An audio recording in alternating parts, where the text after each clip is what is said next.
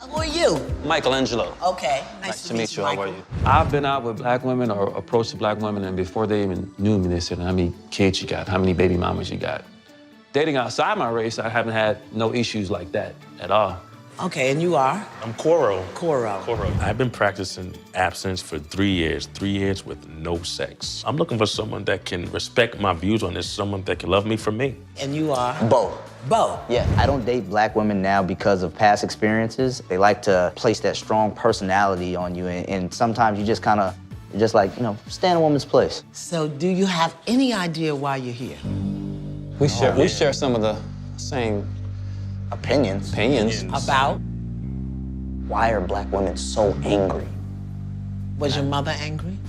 To a certain degree, yes. She had that anger inside of her, but she made sure that she didn't pass it on to me. I see how she handles that, and she gives off that vibe that I get from women here, but when it came to me and how she approached me and taught me about women, she said, don't deal with this. That's interesting, because as a black mother, Yeah. my work was to help my son understand it so that he would know how to stand in it with a black woman. Why are you here? My situation's a little bit different because I traveled a lot when I was a kid. Very talented, very gifted musically. So because of that, when I came back to my neighborhood, when I was dealing with certain black women, you're different. You talk funny. You dress funny. The music you listen to is funny. I don't like being because I had flip-flops on or I had a turtleneck, I'm gay. The problem I'm having is just because you're my culture and you're black, you don't get a pass. All the women in my family, I got a side of cousins that made me feel weird about that. How can anybody make you feel anything?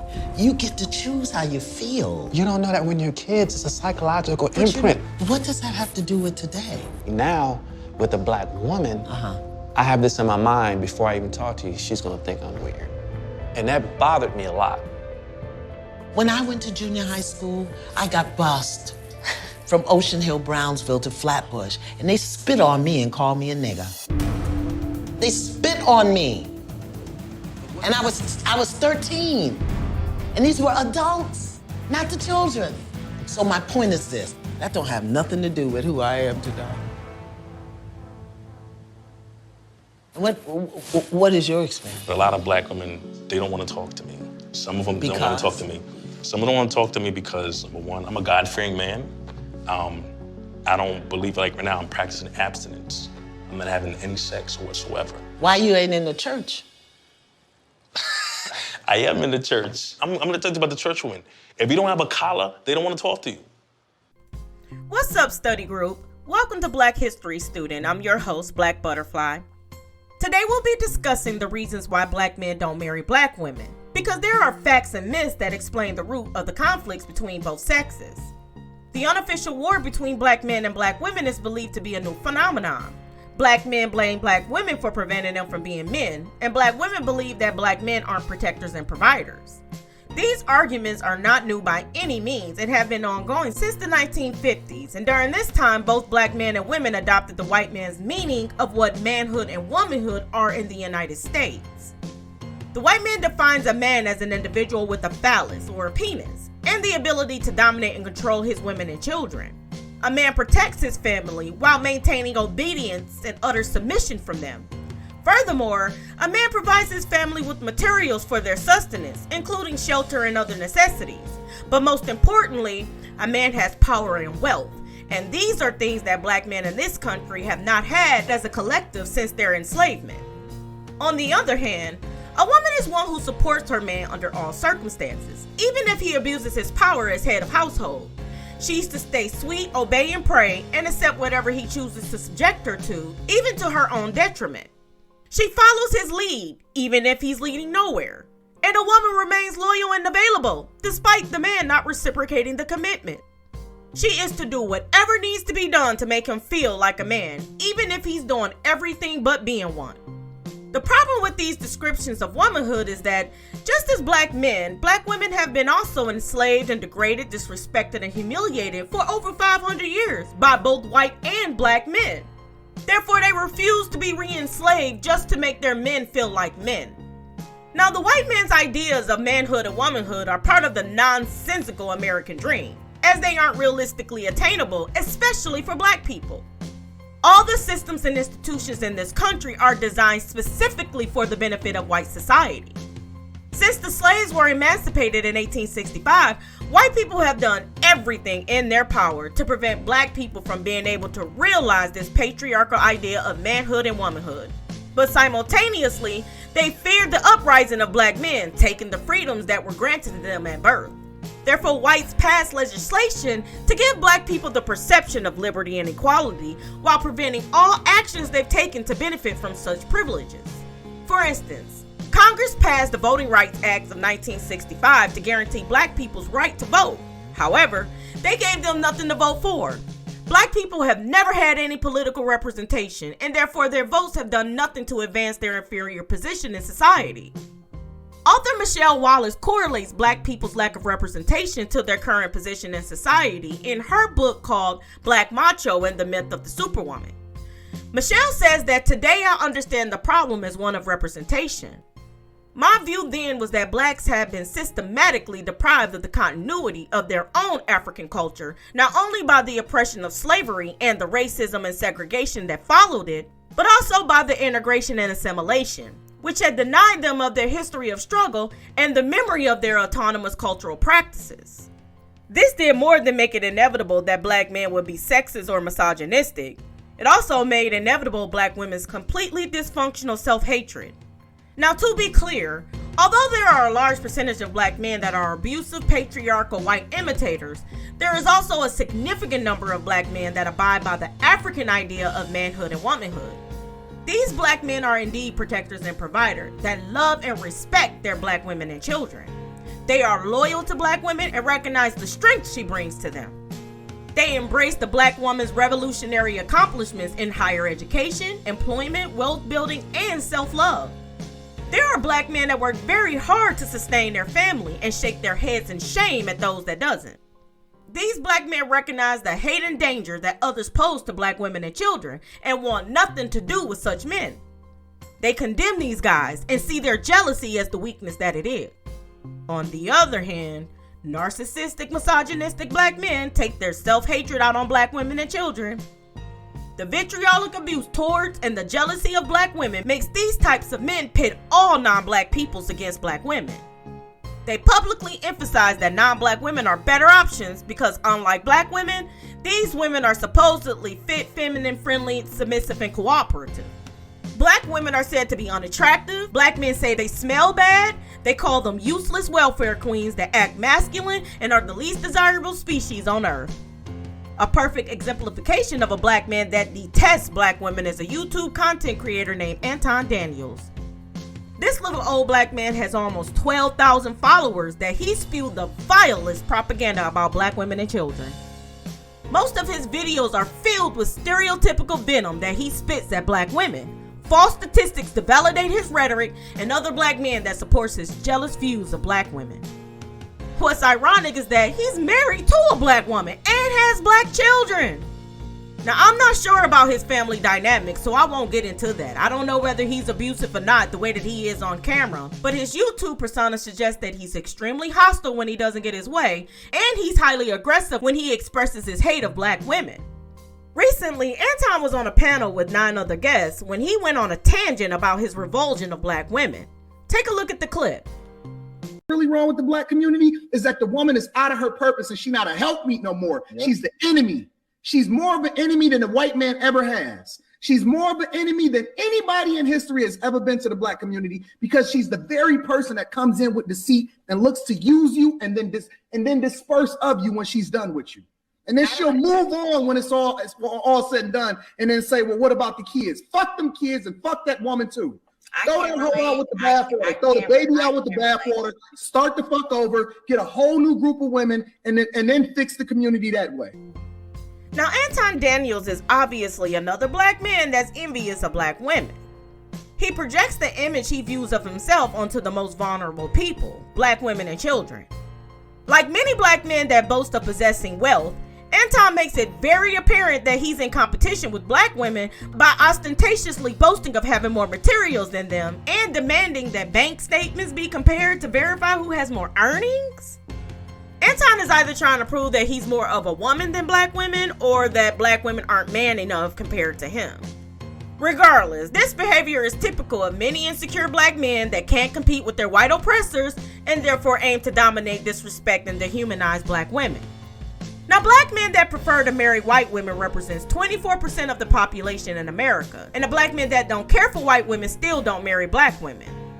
Then, to further support their point that black women are marriage worthy, black men just like Anton Daniels argue that black women essentially are a homogenous group that possess the same characteristics indicative of men. Michele Wallace describes the stereotypical black woman that most black men believe represents all of them. She said that black women saw any kindness to them as weakness. They seemed to wait for some male to take charge of their lives. And when there was no such male around, they stopped living. They went wherever the tide swept them. They were in limbo. These women followed the real prescription for womanhood. First, she found the man around her who had the most money and attached herself to him. Her life began and ended with him, belonged to him. He determined her moral character. If he had none, she had none. In the world the black woman comes from, the best man is automatically defined as the man with the most money and power that he can get. In the ghetto, this is often the pimp, the drug dealer, the numbers runner, the common thief. But he might just as well be, and is for middle-class black girls, the public official, the highly paid executive in the poverty structure, the scotch-drinking self-absorbed doctor, lawyer, professor, entertainer whose only concern is with his summer home, his Mercedes-Benz, his bank account, his Gucci shoes, and the lightness of his wife's skin. Aimless women with no direction if men aren't guiding them is how many black men view black women. The dysfunctional self-hatred of these types of black women aren't a true representation of the complex array of black female characteristics and behaviors. There is an extensive percentage of black women that embrace and reciprocate kindness, are sexually conservative and confident, that recognize the black man's burdens and are willing to try to alleviate them, that take care of their physical and mental health, love their jobs and careers, recognize the blessings in their marriage and children, inspire sisterhood, motherhood, and womanhood, have taken advantage of the autonomy they possess over their lives, and most importantly, love everything about blackness. All black women are not alike, and most of those that perpetuate an African idea of love and family structure are overlooked and ignored. These women refute the narrative of all black women being dysfunctional, self-hating, unmarriable, masculine outcasts. Still, there are indeed a large percentage of dysfunctional, self-hating black women that have assimilated into white culture to the point of imitating it. Several black women are compromising their health to be white by bleaching their skin or wearing layers of makeup lighter than their natural complexion to appear light or white. Several dysfunctional, self-hating black women try their best to look, act, and sound like white women, aiming to convince white society that they aren't like the other black people. Candace Owens is a perfect example of such a black woman who suffers from dysfunctional self-hatred. Not only is Candace Owens married to a European white man and has biracial children, but she has an international following that she spews white supremacist propaganda about black people to, especially black Americans. What's interesting, however, is that she comes from a poor black family and was essentially abandoned by her black mother and father, forced to be raised by her grandparents. She ended up grasping the attention of white politicians and is now speaking the white supremacist rhetoric that whites believe but can't publicly proclaim. Nevertheless, Candace Owens isn't the only black woman that aims to appear white, especially in the national light. Most mainstream black female artists perpetuate the white idea of blackness, entertaining white people like Sambos. Michele Wallace explains black self-hatred and the superficial ways of disguising it. She says, for me then, to say that black men hated black women or vice versa was simply an extension of saying that black people hated themselves.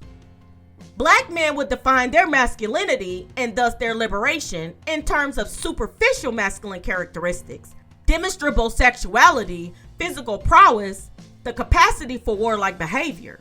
Black women would define their femininity in terms of their lack of these same superficial masculine characteristics.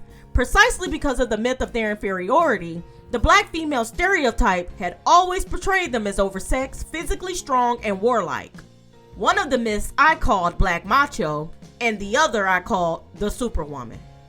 White people have allowed blacks to integrate into their society, but discriminated against them, preventing them from advancing in the entire spectrum of human activities, including economics, education, entertainment, labor, law, religion, politics, sex, and war. Police officers surround every black neighborhood, seemingly to beat, imprison, and kill the exact thugs and criminals that their supremacist system creates and profits from. Not to mention, if too many blacks move into their community, most of them will relocate from the area. White people say that blacks have access to the free market, but prevent them from obtaining the resources, especially monetary resources, necessary for entrepreneurship. Michele Wallace says that the white man gave blacks the right to buy, but no money to buy with. The right to go where they wanted, but no transportation to get there. This has been black people's reality since 1865, when Congress began passing legislation claiming to give them alleged freedom and equality. There has never been, nor will there ever be, in this lifetime, freedom and equality for black people, because this country was specifically designed to only benefit European white people. Although many black people were native to America prior to the white invasion, most were stolen from Africa to slave for poor European whites that didn't have the capacity to fend for themselves. Therefore, they forced both native and kidnapped African people into slavery to advance the white man and his people. If whites were to actually free and treat themselves equal to black people, there would be too much at risk for them. This would force them to compete against black strength and possibly end up where they started, as poor European white immigrants. Therefore, whites allow specks of blacks here and there to advance in class status to give the illusion of freedom and equality for all black people. Michele Wallace tells us about Norman Mailer's essay, The White Negro, where he explains white people's fear of the black man acquiring equality. According to Norman Mailer, since the Negro knows about the ugliness and danger of life than the white, it is probable that if Negro can win his equality, he will possess a potential superiority. A superiority so feared that the fear itself has become the underground drama of domestic politics. Like all conservative political fear, it is the fear of the unforeseeable consequences. For the Negro's equality would tear a profound shift into the psychology, the sexuality, and the moral imagination of every white alive. These facts are important because they explain why most black men believe they can't be men, and why many black women won't be provided for or protected by them. This country is not meant for blacks to be citizens, and therefore have never viewed them as full human, perhaps 3/4 human. Black people only make up 13.6% of the population, thus it wouldn't make economic sense to free the people that provide a significant amount of wealth to the nation. However, after the Moynihan report was published by Daniel Patrick Moynihan in 1965, the government viewed the black plight a bit differently. The purpose of the report was to convince the White House that the destruction of the black family organization is rooted in slavery and continues through poor legislation. Moynihan claimed that improving the economic status of black men will progress the conditions of black women and children.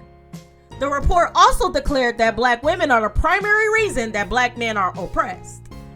In the report, Moynihan says, in essence, the Negro community has been forced into a matriarchal structure which, because it is out of line with the rest of American society, seriously retards the progress of the group as a whole and imposes a crushing burden on the Negro male. Obviously, not every instance of social pathology afflicting the Negro community can be traced to the weakness of family structure.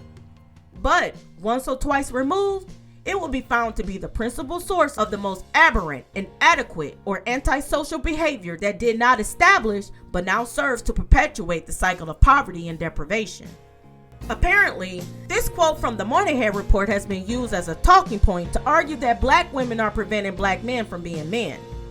Moynihan claimed that the black woman's supposed position as matriarch is not only unrelated to mainstream's definition of womanhood, but also the primary reason that black society is subjugated and oppressed.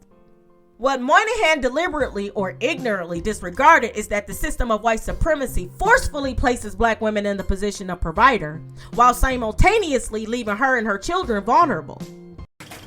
Each week, American History TV's Real America brings you archival films that help provide context for today's public affairs issues.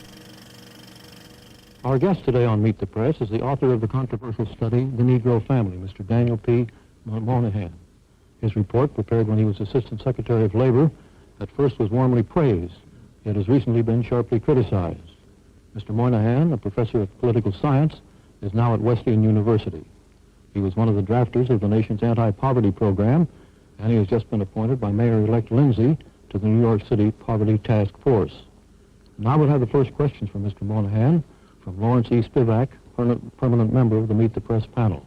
Here's a quotation, for example, from a recent article by William Ryan, a Harvard psychologist, who criticizes your report in The Nation. And this is what he writes, quote, "The implicit point is that Negroes tolerate promiscuity, illegitimacy, one-parent families, welfare dependency, and everything else that is supposed to follow." Now, that's the criticism he makes of your report. Now, how do you answer those charges? I can't. I'm not responsible for the fact that he can't read.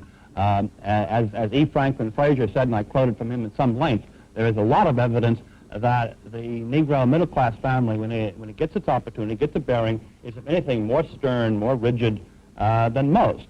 But the evidence is simply clear. Negro Americans live like any other Americans, and when they're forced into the ghetto and forced into disorganization, they have no better protections than anyone else. I'd like to ask you one specific question, which the New York Times quotes you today as saying. You say that 44% of the children in Harlem are illegitimate. Now, how do you know that? Those are statistics in the New York City Department of Health, sir. 10 health districts in central Harlem, the area which the great American sociologist Kenneth Clark described in his HRU report as having undergone a massive deterioration of the fabric of society and its institutions, and right under our prosperous noses that happened. That hasn't existed for 50 years. That's happened in the last 15 years in this America, and we've been sitting around thinking things have been getting better, and they haven't been getting better for those children. And I think I, for one, if you see what people can face for the civil rights movement in the way of sheriffs, in the way of howling mobs, in the way of the disapproval of their entire society, well, I think I would hope certainly I'm willing to face the disapproval of a few white liberals from Boston who think I shouldn't raise the subject because it's impolite. Mr. Novak. Mr. Moynihan, in your report you say, quote, "Equality of opportunity almost ensures inequality of results," unquote. Are you proposing preferential treatment on the hiring of Negroes?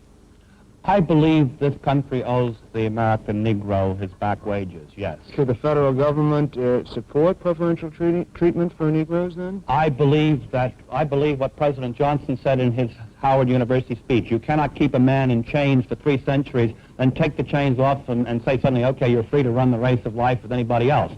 They have to be made, people have to be given the opportunity to compete with effective resources. And I believe that we should make a special effort. Michele Wallace says that to anyone fairly knowledgeable about the history of the black community, Moynihan's argument was clearly ridiculous. For one thing, the number of fatherless black households did not become significantly large until, perhaps coincidentally, blacks began to be more successful economically in American society. Despite the denials and protests, he had hit a responsive chord. Just as black men were busy as attacking Moynihan, they were equally busy attacking the black woman for being a matriarch. Although no one would admit it, Moynihan had managed to provide authoritative support for something a lot of black men wanted to believe anyways, that the black woman has substantial advantages over the black man educationally, financially, and in employment. Alright, study group, before I go on, please take a few seconds to like the video, subscribe to the channel, and hit the notification bell to know when new videos are released or when I go live. This is a significant way to support the channel, so I'd really appreciate it if you go ahead and do that for me. I'll take a moment of silence to let you do it.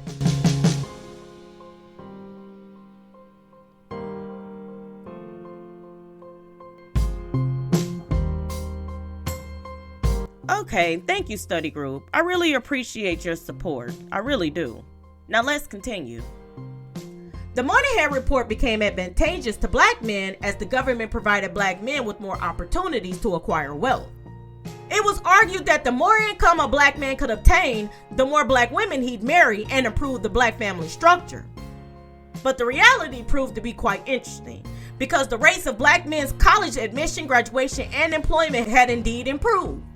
These black men acquired professional jobs that paid more to them than black women. However, The data showed that these improvements hardly did anything to change the family structure in black communities.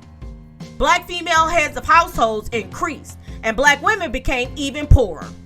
This means that once black men acquired more wealth, they didn't use their opportunities to build the black family. Employers, college administrators, and most of white society wanted to improve the conditions of black men, leaving black women in the poorhouse. Still, most men didn't even take advantage of the opportunities they've been proclaiming belonged to them to begin with.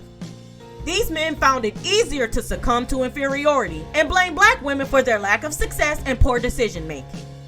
Here's the thing. It's well known amongst white society that by subjugating the men in a society will grant them direct access to the women and children of that society. And because the global collective of black men are essentially prisoners of war, black women and children are not provided for or protected. Although modern black people are impacted by these facts, a large portion of the population don't even try to overcome them. And yes, there are anecdotal groups of blacks that have penetrated a thick layer of subjugation and managed to advance to middle class, upper middle class, or even affluence. But the data shows that the masses live in slums, barely attend slave schools, work slave wages, are imprisoned, and living as people below the poverty line does. Most black men have been conditioned to accept their inferior status as castrated males that can't be men. And it wasn't black women that convinced them to do this. It was white men. The white man has all the power and full access to do as he pleases with black and white women and children, while black men sits and watch.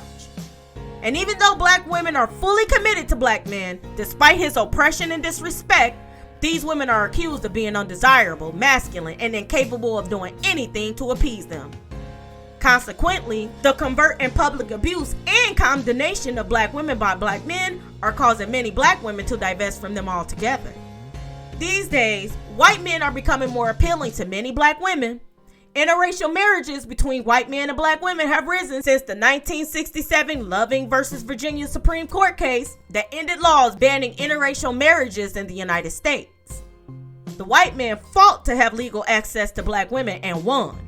This infuriated black men, made them jealous of white men and resent black women. And to make matters worse, they believe that white men have given black women little treats like access to education, leadership positions in their companies, and an overall upper class lifestyle, essentially privileges that black men believe they should have. Therefore, he accuses the black woman of betraying him for white men and taking advantage of the benefits warranted by white men. Michele Wallace says Sapphire, Mammy, tragic mulatto, wench. She's always had more opportunities than the black man because she was no threat to the white man, so he made it easy for her. But curiously enough, she frequently ends up on welfare. Nevertheless, she is more educated and make more money than the black man. She is more likely to be employed and more likely to be professional than the black man. And subsequently, she provides the main support for the family. Not beautiful, rather hard looking unless she had white blood, but then very beautiful. And if she is middle class, she tends to be uptight about sex, prudish. She is hard on and unsupportive of black men, domineering, castrating. She tends to wear the pants around her house, tough, unfeminine. In 1970, there was a debate aired on national television between black men and women regarding the dysfunctional relationship between them. Their main points echo the same arguments made today by both sexes. Let's take a look at this clip. I think that what's happening in America as far as black men, black women is concerned is that there's a revolution within a revolution. We are fighting our own woman. Our woman will not allow us to emerge as black men. No. But our black women, who has been put in this role of aiding white America, white structure, and castrating the black male, has continued doing this. She cannot live with us. It's not that we can't live with her. Are you blaming us? Are you saying that it's our fault that this happened? No, I'm not blaming black America women. I just said that I'm blaming the system. They are victims of the system like the black male. Well, why do you say that we are castrating you? You say that you want to be the leaders. Okay. Well, what about the black professional woman? Are you saying that there should be no black professional woman? Are you trying to deny black women the right to be creative, the right to function? We're not asking for you to take a back seat. We're saying that you have got to be astute enough and can view the situation well enough where you just automatically know what your role is and step back. And whenever you want to have that aggressive thing, this is the thing that the young black man today is not going to tolerate. My old man tolerated it because his old man tolerated it. It came up for years and years and years. But today, the young black man is not going to take it. He's going to be out there as a leader. White America has used black women to keep the black male in his place. And you're still aiding him by saying, well, we are qualified, we want to work, we can help. Okay, how are you going to reprogram men so that they don't let us take over what's supposed to be their responsibility? And men that I have had dealings with, they are perfectly willing to sit back and let us do anything we want to.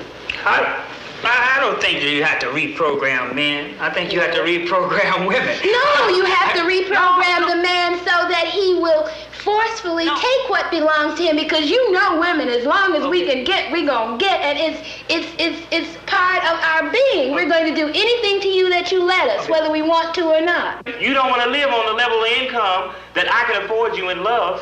Me, on the basis of that, you want to always be aspiring to have all those things that's a part of the great middle-class white American society, and because I can't deliver these things to you, you say that you are not a man. I don't measure a man by how much money he can bring home. I measure a man by how he treats me, whether when I'm tired and I'm sick and I'm scared.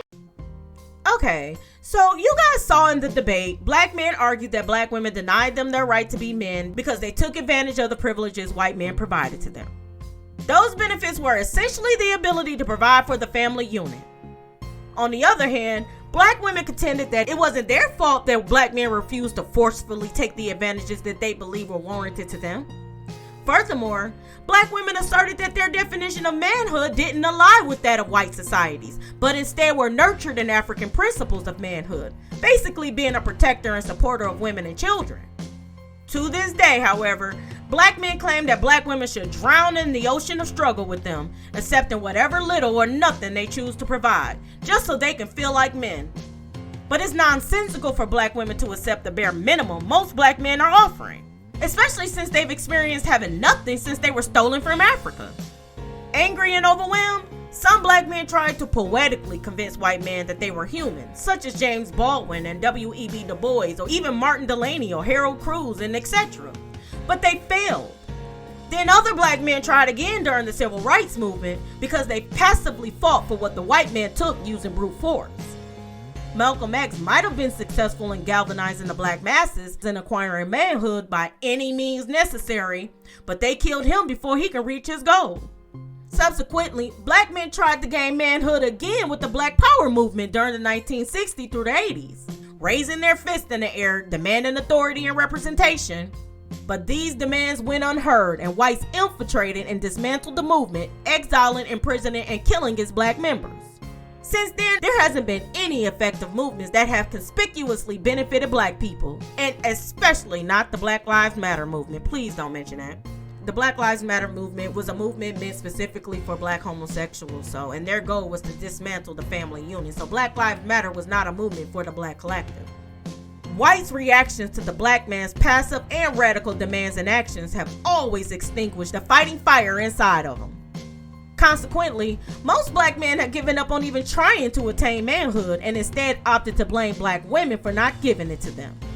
Then, to appease black men's growing rage, white men gave them another means of acquiring manhood by legalizing access to white women.